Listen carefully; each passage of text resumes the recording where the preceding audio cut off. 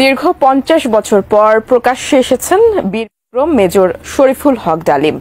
Major ডালিম বলছি, অদ্য সকাল হতে খন্দকার মুশতাক আহমদের বলিষ্ঠ নেতৃত্বে সামরিক বাহিনী ক্ষমতা দখল করিয়াছে। শেখ মুজিব ও তার খুনি দুর্নীতিবাজ সরকারকে উৎখাত করা হইয়াছে। এখন হতে সারা দেশে সামরিক আইন জারি করা হলো। আপনারা সবাই আমাদের সাথে সহযোগিতা করুন। ৭১কে নিয়ে কোনো বিতর্ক সৃষ্টি করা যাবে না। ৭১-এর প্রকৃত ইতিহাস আমরা জানি না। সে ইনিয়ে বিনিয়ে এটি প্রমাণ করতে চায় যে পাকিস্তানে তো ভালো ছিলাম। ডালিম, ইতিহাসে একদিন দেখবা তোমাদের নাম সূর্য সন্তান হিসেবে লেখা থাকে। এই মানুষটাকে দেখে কি চিনতে পারছেন? ইনি হলেন মেজর ডালিম, যিনি গত 3 বছর আগে একটি লাইভ বার্তায় এসেছিলেন। যে মেজর ডালিমের স্ত্রীকে শেখ কামাল ধর্ষণ করার কারণে বঙ্গবন্ধুর পরিবারকে গুলি করে হত্যা করে, এমনটাই এতদিন আমরা জেনে আসছি। কিন্তু দীর্ঘ 50 বছর পর এক চমকে এই ঘটনা পাল্টে গেল। কিন্তু বর্তমানে আমরা যাকে দেখছি আসলে কি তিনি মেজর ডালিম?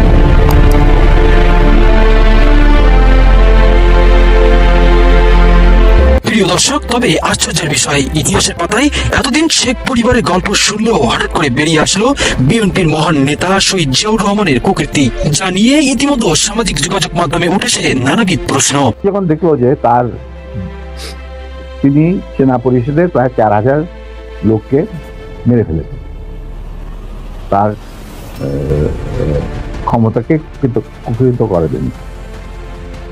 আমরা তারপরে যখন তিনি দেখলেন যে তার অবস্থা খুব খারাপ, ভেতরের খবরটা সাধারণ জনগণ দেখে না। সাধারণ জনগণ দেখতে জিয়া রহমান, সারনার, রেবন, গঞ্জি, কাঁধে কোদাল বসে আছেন, এই সমস্ত।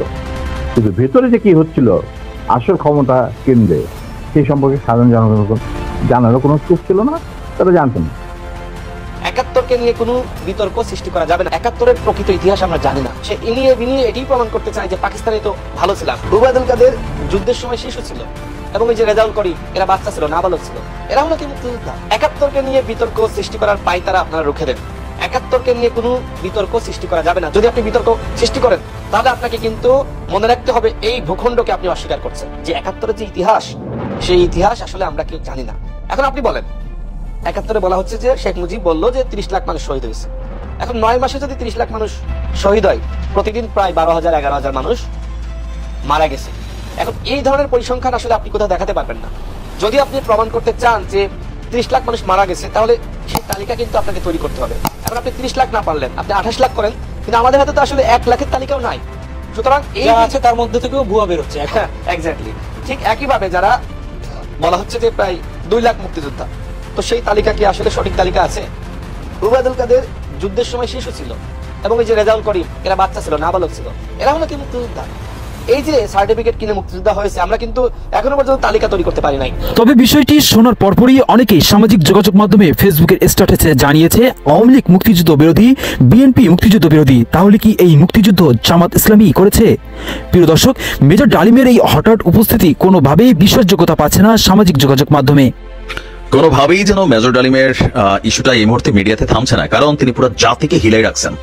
এতদিন যাবৎ এই মেজর ডালিমের একটাই পরিচয় ছিল যে তিনি বঙ্গবন্ধু এবং তার যে পরিবার, তাদেরকে হত্যার নেপথ্যের একজন প্রধান কারিগর।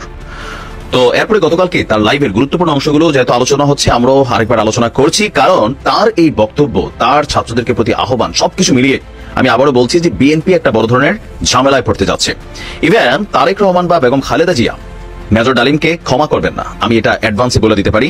যে আপনি কিভাবে বলবেন ভাই যে কোথাও না কোথাও বিএনপির কাছে তো তিনি পছন্দের মানুষ ছিলেন এতদিন যাবত, কোথাও না কোথাও, তো এখন কেন রাতারাতি মেজর ডালিম বিএনপি তার প্রতি উল্টায় যাবে, বা ভবিষ্যতে বিএনপি ক্ষমতায় আসলেও মেজর ডালিম কিন্তু বাংলাদেশে যেতে পারবে না। কেন পারবে না? আসুন হাতে কলমে দেখিয়ে দিচ্ছি। আওয়ামী লীগের সাথে মেজর ডালিমের যে দুঃসম্পর্ক বা যে ক্ষোভ গোস্বা আওয়ামী লীগের যারা নেতাকর্মীরা আছেন, তো এটা কখনোই আসলে দূর হবে না। এবার নতুন করে শুরু হয়েছে মেজর ডালিমের গতকালকে লাইভ সাক্ষাৎকারের পর, কারণ খুবই সেন্সিটিভ দুইটা কথা তিনি বইলা বসছেন। গেল 50 বছর যাবত আওয়ামী লীগ কিন্তু দাবি করছিল টেকনিক্যালি, বাট এখন এটা প্রমাণিত সত্য হয়ে গেছে যে বঙ্গবন্ধু শেখ মুজিবুর রহমানের হত্যার পেছনে শহীদ প্রেসিডেন্ট জিয়াউর রহমান তিনি জড়িত। আওয়ামী লীগ প্রতিদিন বলতো, বিষয়টাকে সবাই হাস্যরসে নিত, আমিও কখনো পার্সোনালি এটা বিশ্বাস করি নাই। কিন্তু মেজর ডালিম যখন গতকালকে আইসা বললেন যে জিয়া তাদেরই একজন ছিল, ইভেন বাংলাদেশ স্বাধীন হওয়ার পরপরই বঙ্গবন্ধুকে ক্ষমতা থেকে সরানো হবে, শহীদ প্রেসিডেন্ট জিয়াউর রহমানকে ক্ষমতায় আনা হবে, এই যে বক্তব্যটা তিনি দিয়ে বসছেন যে 25 বছরের একটা মেটিকুলাস প্ল্যান নিয়েছিলেন। ইভেন একটা পার্টি ছিল মেজর ডালিমের চোখে বঙ্গবন্ধু ভারতের দালাল ছিল, তাকে সরাতে হবে।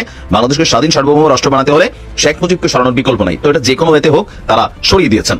তো এখানে এখন দেখেন জিয়ার উপরে, শহীদ প্রেসিডেন্ট জিয়ার উপরে যে দোষটা তিনি এই মুহূর্তে চাপাই দিচ্ছেন, এখন তার বক্তব্যের বাকি অংশ যদি সত্য হয় তাহলে এটাও সত্য। আর অনেক বক্তব্য কিন্তু ইতিমধ্যেই বিএনপি আপনার কোন ধরনের মন্তব্য ওইভাবে করছে না। নাম্বার 2, তবে গল্প শোনা গেছিল মেজর ডালিমের একটি আঙ্গুল নাই। বাস্তবতায় এই ভিডিও স্থিরচিত্রে কিন্তু এমনটাই প্রকাশ পেয়েছে।